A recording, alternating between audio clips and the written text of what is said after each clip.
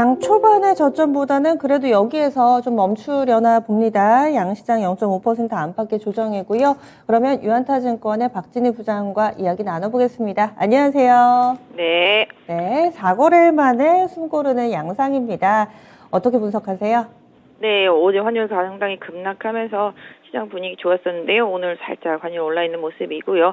장 초반부터 외국인들, 기관들 양매도 시작하고 있는 모습 보실 수가 있겠습니다. 그동안 시장이 좀 많이 올랐죠. 많이 오른 만큼 가격 메리트가 떨어진 종목들 쪽으로는 매도가 나오고 있는 모습 보실 수가 있겠고요. 상대적으로 가격 메리트가 있는 섹터와 종목들에게 상승세가 나타나고 있습니다. 어제, 그제 계속 설명드렸습니다만은 중국 관련 리오프닝 섹터주들, 소비 섹터주들 봉쇄 완화 기대감과 환율 급락에 따른 기대치로 오늘 강한 반등 나타나고 있습니다. 오늘 여행주, 화장품주 상당히 강세 보여주고 있고요. 면세점도 반등 나서고 있는 모습 보실 수가 있겠습니다. 전반적으로는 약한 흐름이지만 컨텐츠 섹터주들, 엔터 섹터주들 어제에서 흐름 괜찮고요. 오늘 메타버스와 XR 기기 관련주들 상당히 급등세 보여주고 있습니다. 특히 선익 시스템 힘이 대단한 것 같습니다. 그 외에는 아까 말씀드린 대로 화장품이라든지 그런 리오프닝 섹터주들이 좀 강한 흐름이고요. 나머지들은 좀 조정을 받고 있는데요. 그래도 조정을 받아도 조정이 기회가 되는 종목들도 좀 많이 있어 보입니다. 오늘 상대적으로 LG전자, 삼성전기는 좀 잘 버텨주고 있는데요. 가격 메리트가 조금 돋보인다 보실 수가 있겠고 바이오 섹터주들도 오늘 흐름 괜찮습니다. 최근에 3천당 제약이 1등입니다. 계속 급등하고 있는 모습이고요. 다른 바이오 섹터주들도 오늘 흐름 괜찮습니다. 결국은 성장주 섹터주들의 흐름이 좋고 기술주 섹터주들의 흐름이 괜찮은 모습이고요. 리오프닝 소비 섹터 쪽에서 조금 힘이 실린다라고 봐드릴 수 있을 것 같습니다. 네, 그러면은 첫 번째 키워드부터 확인하겠습니다. 중국 관련 리오프닝주 강세.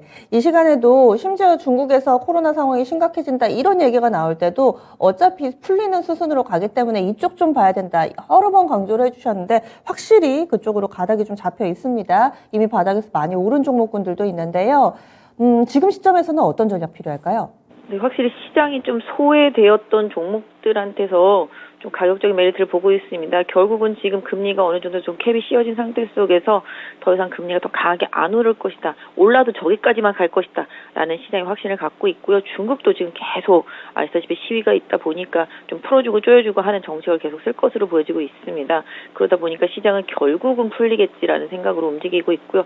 또 소비 같은 부분들도 좀 물가지수 약간 꺾인 부분이 있습니다만 소비주 관련주들도 그런 맥락에서 같이 움직임을 보여주고 있다라고 보시면 좋겠습니다. 거기에다가 지금 환율이 급락한 상태죠. 여행주들한테 상당히 좀 유리한 국면이라고 보겠습니다. 환율 급락은 반대로 대형 수출주들한테는 불리한 국면이 되겠습니다. 지금 그렇다 보니까 소비주들, 이게 환율 때문에 피해를 받던 소비주들 쪽으로 시장의 힘이 당연히 쏠릴 수밖에 없는 상황인 것입니다. 오늘 한국콜마라든지 코스맥스라든지 강세 보여주고 있는 흐름 보실 수가 있겠고요. 아모레퍼시픽, LG생활건강도 마찬가지, 하나투어, 참 좋은 여행도 강세 보여주고 있고요. 호텔신라도 강세 흐름 보여주고 있습니다. 이처럼 소비 섹터주들 쪽으로 시장에 좀 순환매가 좀 돌아오고 있다라는 좀 염두에 두실 필요가 있겠고요. 그 안에서도 상대적으로 많이 오르지 못한 종목들 눈여겨보셔야 되겠습니다. 여행은 내년에 반드시 좋아진다라는 생각을 갖고 계속 여행 관련주들은 보셔야 됩니다. 참 좋은 여행이나 하나토도 계속 꾸준히 관심 갖고 보시고요. 그 다음에 아까 말씀드렸던 대로 화장품이라든지 여행 이런 게 좋아지면은 당연히 항공이나 면세점 섹터들도 회복을 할 수 있겠죠. 이런 측면에서 소비 섹터주 전반에 대한 관심도를 좀 높여서 환율에 대한 관심과 함께 같이 봐주시는 전략이 좋겠습니다. 네, 알겠습니다. 중국 소비 관련된 종목군들 봤고요. 다음 두 번째 키워드입니다. 임플란트 관련주 강세 이렇게 콕 집어서 얘기를 해주셨어요. 임플란트 관련주 강세 배경 짚어주시죠.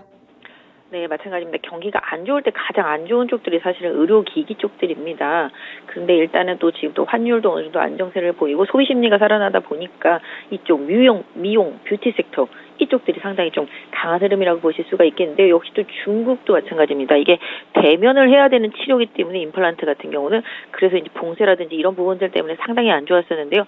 이 봉쇄가 풀리다 보면은 당연히 치과 많이 가겠죠. 그러다 보면은 국내에 있는 업체들, 중국에 진출해 있는 업체들도 수혜를 당연히 볼 수밖에 없습니다. 일정 부분의 의료 소비 쪽이라고 좀 봐주시는 게 좋겠습니다.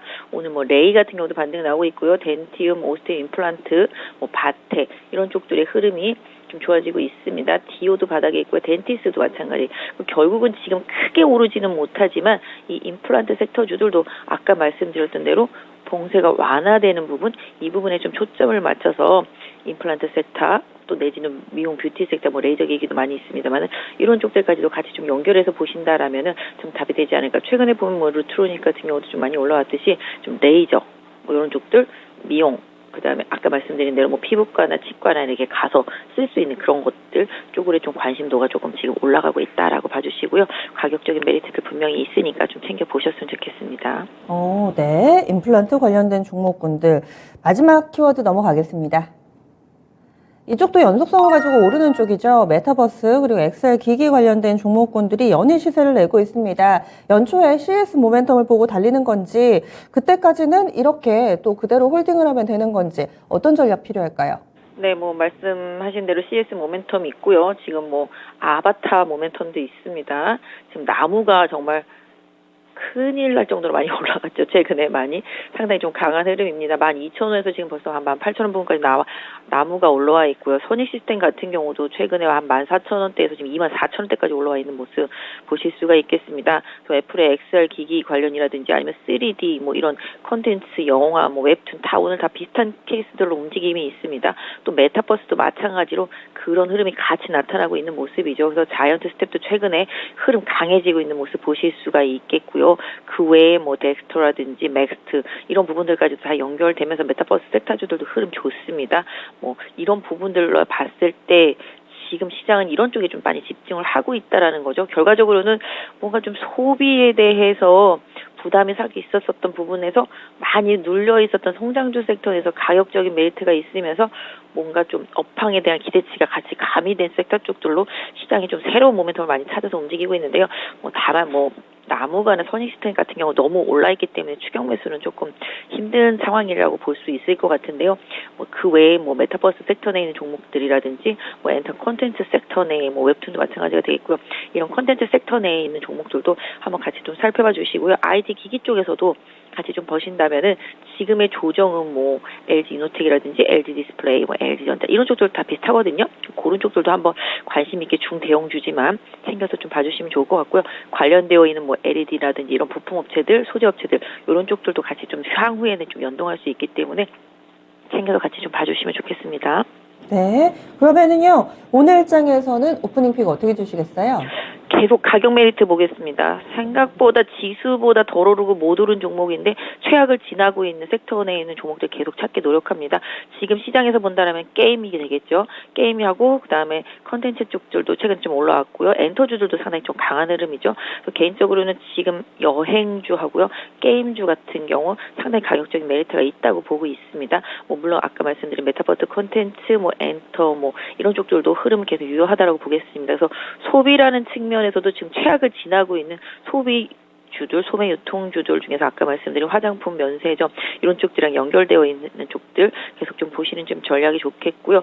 지금은 가장 강하다라고 한다라면은 여행 섹터 쪽들 하고요.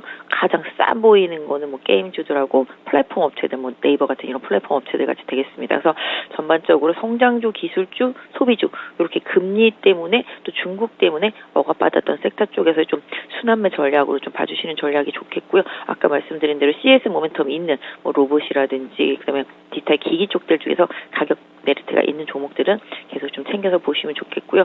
2차 전지에서는 조금 가격적인 메리트가 있는 소외주들 중에서 조금씩 흐름이 나타나는 것들이 좀 생겨나고 있거든요. 조금 더 찾아보시면 좀 답이 나오지 않겠나 싶습니다. 네. 한 주간 수고 많이 하셨습니다. 네, 감사합니다. 네. 가격이 가장 중요하다 이렇게 얘기를 해주시네요. 그래서 소비 관련된 섹터 내에서 시장의 흐름 읽고 있습니다. 지금까지 유한타증권의 박진희 부장이었습니다.